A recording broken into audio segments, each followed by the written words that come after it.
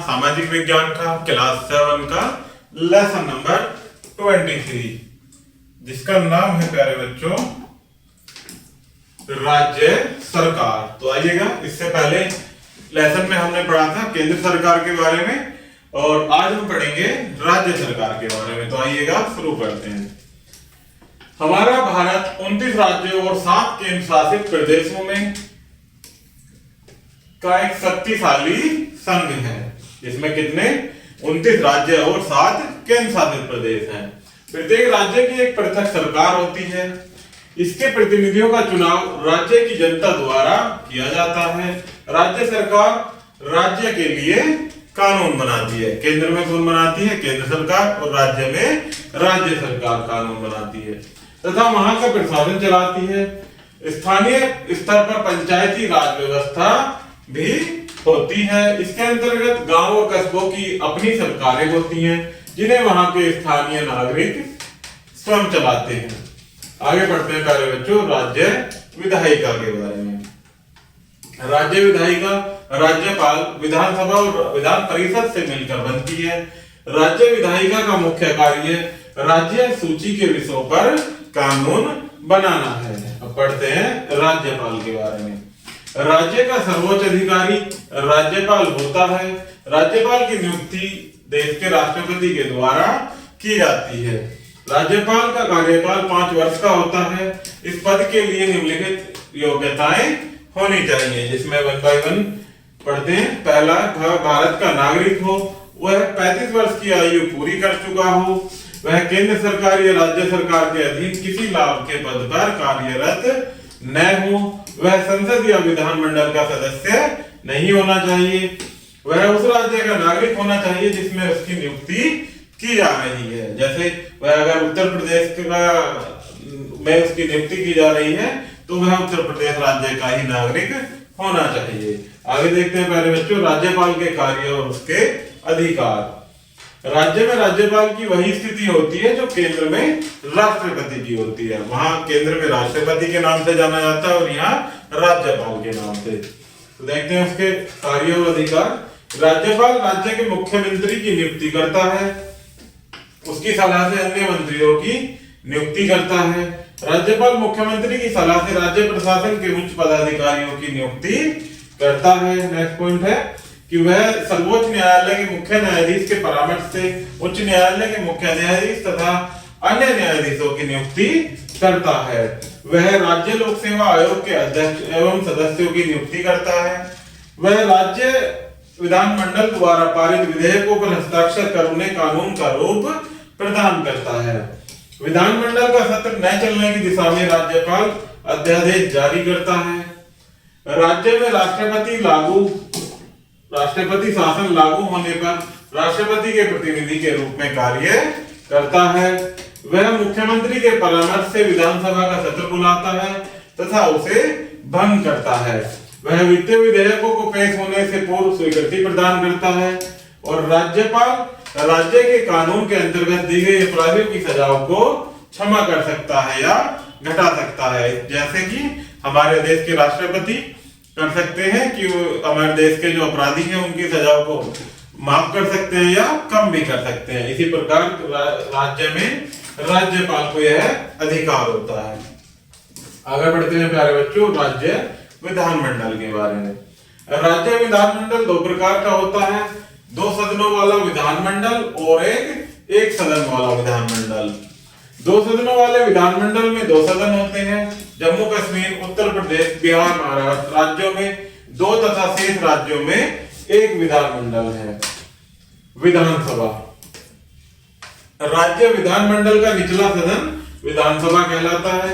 इसके सदस्यों का चुनाव राज्य की जनता द्वारा 5 वर्षों के लिए किया जाता है। इसके सदस्यों की संख्या राज्य के आकार और जनसंख्या के अनुसार पृथक अर्थात अलग अलग होती है। विधानसभा का सदस्य बनने के लिए व्यक्ति की आयु 25 वर्ष से अधिक होनी चाहिए। विधान परिषद राज्य विधानमंडल का उच्च सदन विधान परिषद कहलाता है। यह एक स्थायी सदन है। इसके प्रत्येक 2 वर्ष बाद इसके 1/3 सदस्य सेवानिवृत्त हो जाते हैं। विधान परिषद के सदस्यों का कार्यकाल 6 वर्ष का होता है।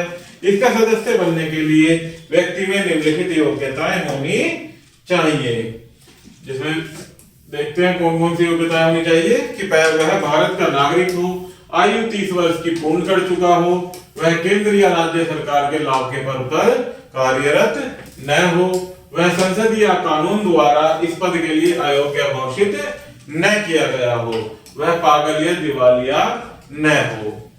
ये क्या है? योग्यताएं। विधानसभा और विधान परिषद में अध्यक्ष और उपाध्यक्ष होते हैं। इनका चुनाव सदस्यों के द्वारा अपने ही मध्य से किया जाता है।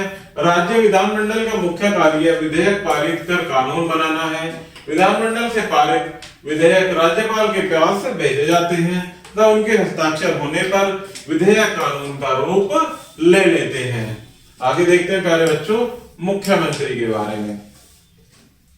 राज्य की कार्यपालिका राज्यपाल, मुख्यमंत्री और प्रशासनिक अधिकारियों से मिलकर बनती है। राज्य में मुख्यमंत्री राज्य प्रशासन का मुखिया और केंद्र बिंदु होता है। मुख्यमंत्री की नियुक्ति राज्यपाल के द्वारा की जाती है।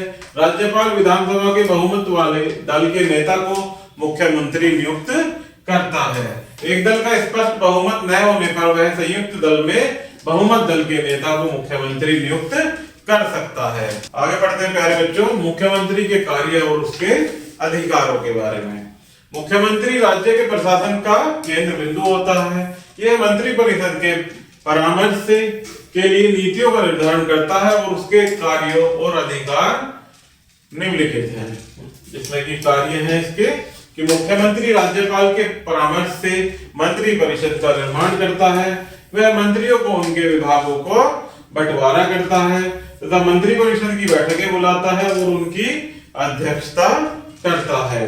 वह राज्यपाल और मंत्री परिषद के बीच कड़ी कार्य करता है। राज्य में उच्च पदों पर अधिकारियों की नियुक्ति करने तथा उन्हें पद से हटाने के लिए राज्यपाल को परामर्श देता है। वह विधानसभा में राज्य की ओर से प्रमुख वक्ता होता है।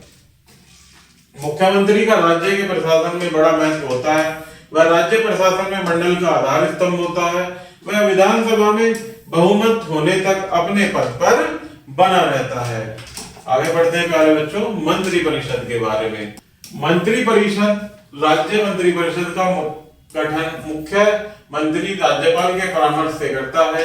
इसमें भी केंद्रीय मंत्री परिषद की तरह 3 प्रकार के मंत्री होते हैं। केंद्रीय मंत्री, कैबिनेट मंत्री, राज्य मंत्री और उप मंत्री। मुख्यमंत्री प्रत्येक मंत्री को उसका विभाग सौंपता है। प्रत्येक मंत्री अपने संबंधित विभाग के कार्य को देखता है तथा विधानमंडल में अपने विभाग से संबंधित प्रश्नों के उत्तर और उनकी जानकारी देता है। पूरा मंत्रिमंडल एक टीम की भांति कार्य करता है। मुख्यमंत्री द्वारा त्यागपत्र देने पर पूरा मंत्रिमंडल ही पद से हट जाता है। आगे देखते हैं प्यारे बच्चों संघ राज्य। जिन छोटे छोटे राज्यों को विकास, प्रगति और सुरक्षा की दृष्टि से संघ राज्य बनाया जाता है, उनका प्रशासन राष्ट्रपति का प्रतिनिधि चलाता है। ये राज्य क्षेत्रफल और जनसंख्या की दृष्टि से छोटे होते हैं, इसलिए इन्हें पूर्ण राज्य का दर्जा नहीं दिया जाता है। संघ राज्य को उस क्षेत्र के रूप में परिभाषित किया जाता है जहां प्रशासन सीधे सरकार के हाथों में होता है। संघ राज्यों का प्रशासन राष्ट्रपति द्वारा नियुक्त किए गए प्रतिनिधियों द्वारा चलाया जाता है। इन प्रतिनिधियों का उपराज्यपाल कहा जाता है। एक संघ राज्य में एक विधानसभा और उसका मुख्यमंत्री भी हो सकता है। दिल्ली के संघ राज्य को एक विशेष राज्य का दर्जा प्राप्त है। इसे राष्ट्रीय राजधानी क्षेत्र कहा जाता है। यहाँ उपराज्यपाल के साथ साथ विधानसभा और मुख्यमंत्री भी होते हैं। केंद्र शासित प्रदेश। केंद्र शासित प्रदेश प्राय आकार और जनसंख्या की दृष्टि से छोटे होते हैं, इसी कारण उन्हें राज्य का दर्जा नहीं दिया जाता। केंद्र शासित प्रदेशों में सीधे सरकार का प्रशासन होता है। केंद्र शासित प्रदेश का प्रशासन राष्ट्रपति द्वारा नियुक्त प्रशासनिक अधिकारी द्वारा चलाया जाता है। इस प्रशासनिक अधिकारी को मुख्य आयुक्त अथवा उपराज्यपाल कहते हैं। किसी केंद्र शासित प्रदेश में विधानसभा तथा मुख्यमंत्री के नेतृत्व में ही मंत्री परिषद होते हैं।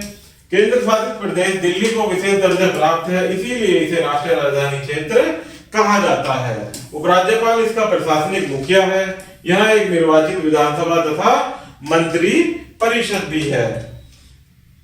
कुछ मुख्य बिंदु दिए गए हैं प्यारे बच्चों, जिसमें पहला है कि विधानसभा स्टेट लिस्ट के अंतर्गत संविधान में दिए गए तथ्यों पर नियम तैयार कर सकती है। एक सदनीय विधायिका में केवल विधानसभा होती है, जबकि द्विसदनीय में विधानसभा तथा विधान परिषद होती है। राज्यसभा की ही भांति विधान परिषद भी एक स्थायी कारक है। कोई भी व्यक्ति जो भारत का नागरिक हो तथा कम से कम 30 वर्ष का हो, विधान परिषद का उम्मीदवार हो सकता है। सभापति तथा उपसभापति विधानसभा के सदस्यों द्वारा चुने जाते हैं। तो प्यारे बच्चों, इस प्रकार से हमारा ये लेसन यही समाप्त होता है। आशा करता हूं कि आपको यह वीडियो जरूर पसंद आई होगी। धन्यवाद।